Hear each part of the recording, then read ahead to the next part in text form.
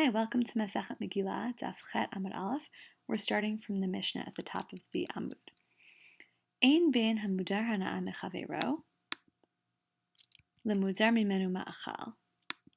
There is no difference between one who makes a neder, makes a vow not to have any hana'a, any benefit from another person, and a person who makes a vow not to get any food-related benefit from another person.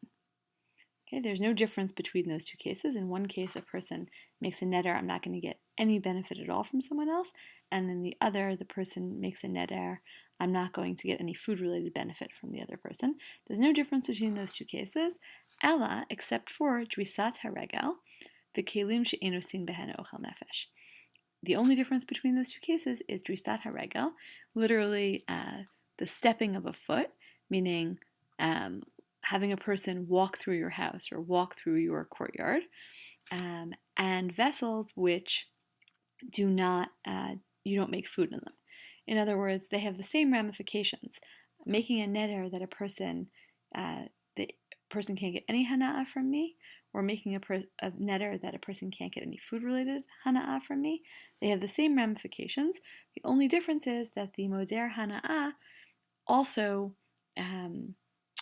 can't walk across the other person's property, can't even get that level of benefit, and can't even use kelim, stuff that isn't used for food, whereas the person who isn't getting food-related benefit can do those things, can walk across the person's property and can use the kelim that don't have food in them. So again, another one of these ein bein mishnayot, and your first question is write out this mishnah in your own words, make sure that it makes sense to you. And your second question is, if you were the Gemara, what questions would you have about this mishnah? You can also use the Rashis that are on this sheet to help you. The first three Rashis here are Rashis on the mishnah. Then the Gemara picks up on the Gemara's explanation of the difference and says, "Hala inyan kilim she'osin behen ochel nefesh ze v'zeh shavin." Therefore, behold, it must be that for the matter of vessels in which you do make food, ze v'zeh shavin, these two are the same. In other words, both a person who says, you can't get any hana'a from me, and a person who says you can't get any food-related hana'a from me, in both of those cases, you wouldn't be able to let the person use vessels that are used for food, like pots and pans and stuff like that. Now the Gemara comments on the next words in the Mishnah, or next set of words, drisat haregel, this idea of walking across a person's chatzer, or walking across a person's house, right? That's what drisat haregel means. It means even letting the person kind of walk across your property. So the Gemara says, Halo kapte inshe? Question mark, exclamation point. Isn't it the case that people don't care? People don't really, it doesn't bother people. Kapte is like to care or to be concerned about, to notice. Halo kapte inshe, isn't this a thing that people don't even care about?